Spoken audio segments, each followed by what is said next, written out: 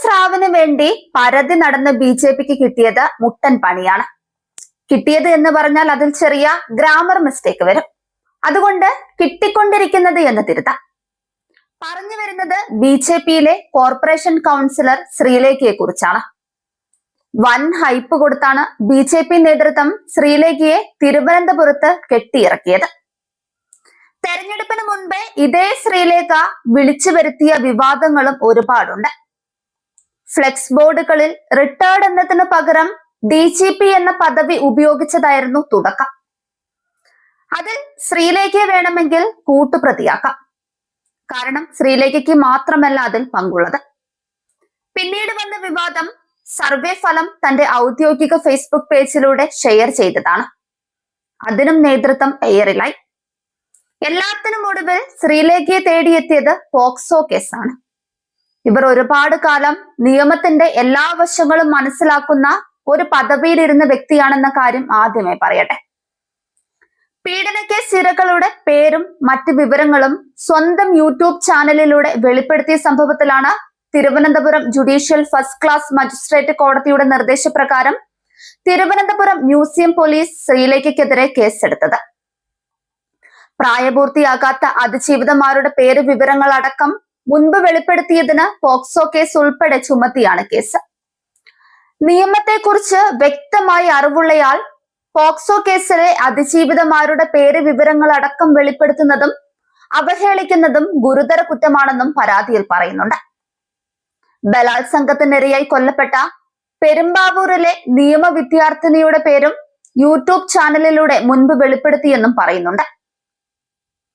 Delhi Nirbhaya case, Kiliroor Kaviyoor കേസുകൾ, സൗമ്യ വധക്കേസ് തുടങ്ങി കേരളത്തെയും രാജ്യത്തെയും നടുക്കിയ നിരവധി കേസുകളിലെ ഇരകളുടെ സ്വകാര്യ വിവരങ്ങളാണ് ശ്രീലേഖ പരസ്യപ്പെടുത്തിയത്.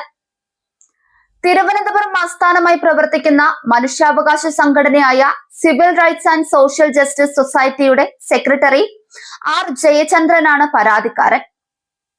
ഇരകളുടെ പേരും തിരിച്ചറിയാൻ സഹായിക്കുന്ന മറ്റ് വിവരങ്ങളും വെളിപ്പെടുത്തുന്നത് നിയമവിരുദ്ധമാണെന്ന് ചൂണ്ടിക്കാട്ടിയാണ് ജയചന്ദ്രൻ പോലീസിനെ സമീപിച്ചത്. ആദ്യം മ്യൂസിയം പോലീസിൽ പരാതി നൽകിയെങ്കിലും മുൻ DGP എന്ന നിലയിലുള്ള സ്വാധീനം കാരണം കേസെടുക്കാൻ പോലീസ് തയ്യാറായില്ല. തുടർന്ന് പരാതിക്കാരൻ കോടതിയെ സമീപിച്ചു. പരാതിയും പ്രാഥമിക തെളിവുകളും പരിശോധിച്ച കോടതി ശ്രീലേഖയ്ക്കെതിരെ FIR രജിസ്റ്റർ ചെയ്ത് അന്വേഷണം നടത്താൻ പോലീസിന് നിർദ്ദേശം നൽകിയിരിക്കുകയാണ്. പരാതിക്കാരന് വേണ്ടി അഭിഭാഷകനായ അഡ്വക്കേറ്റ് M. അനിൽകുമാർ കോടതിയിൽ ഹാജരായി. ഇരകളുടെ സ്വകാര്യത സംരക്ഷിക്കുന്നതിൽ നിർണായകമായ പോക്സോ നിയമത്തിന്റെ ലംഘനം നടന്നോ എന്ന വിഷയത്തിൽ ഈ കേസ് നിയമപരമായ തുടർ നടപടികളിലേക്ക് കടക്കും. കൊമ്പൻ സ്രാവിനെ പിടിക്കാമെന്ന വ്യാമോഹവുമായി കടലിലിറങ്ങിയ BJP കുടുങ്ങിയത് ഊരാക്കുടുക്കിലാണ്. നിയമവും നൈതികതയും കൈവശമുണ്ടെന്ന അവകാശവാദത്തോടെ വേദികളിലെത്തിച്ച VIP മുഖം ഇന്ന് നിയമലംഘന ആരോപണങ്ങളുടെ നിഴലിലാണ്. ഇരകളുടെ സ്വകാര്യത കാത്തു സൂക്ഷിക്കേണ്ടത് ഒരു മുൻ DGPയുടെയും പൊതുപ്രവർത്തകയുടെയും അടിസ്ഥാന ബാധ്യതയാണ്. അതിനെ ലംഘിച്ചു എന്നുള്ള ആരോപണം ഉയരുമ്പോൾ അതവരെ വേദിയിൽ കയറ്റി മഹത്വവൽക്കരിച്ച നേതൃത്വത്തിനും ഉത്തരവാദിത്തമുള്ള കാര്യമാണ്. പോക്സോ പോലുള്ള ഗൗരവമേറിയ നിയമങ്ങൾ പ്രഭാഷണത്തിനുള്ള വിഷയമല്ല. അതിന്റെ ആത്മാവാണ് ഇരകളുടെ മാനവും സുരക്ഷയും. അതിനെ അവഗണിച്ചെന്നുള്ള ആരോപണം നേരിടുന്ന ഒരാളെ സംരക്ഷിക്കാൻ ശ്രമിക്കുന്നതോ അദ്ദേഹത്തോട് നിശബ്ദത പാലിക്കുന്നതോ BJPയുടെ ഇരട്ടത്താപ്പിനെയാണ് പുറത്തു കൊണ്ടുവരുന്നത്. നിയമം എല്ലാവർക്കും ഒരുപോലെയാണെന്ന് പറഞ്ഞ് വോട്ട് തേടുന്നവർ സ്വന്തം നിരയിൽ ആരോപണമുയരുമ്പോൾ അതേ നിയമത്തെ ബഹുമാനിക്കുമോ എന്നതാണ് ഇപ്പോഴത്തെ നിർണായക ചോദ്യം. ഹൈപ്പും പ്രചാരണവും കൊണ്ടു തീർത്ത രാഷ്ട്രീയ ബബിൾ പൊട്ടുമ്പോൾ പുറത്തു വരുന്നത് യാഥാർത്ഥ്യമാണ്. ഇരകളുടെ പേരുകൾ രാഷ്ട്രീയ ആയുധമാക്കുന്ന സംസ്കാരം അവസാനിക്കേണ്ട സമയമാണിത്. ഉത്തരവാദിത്തം ഒഴിവാക്കാനാവില്ല വ്യക്തിക്കും പാർട്ടിക്കും.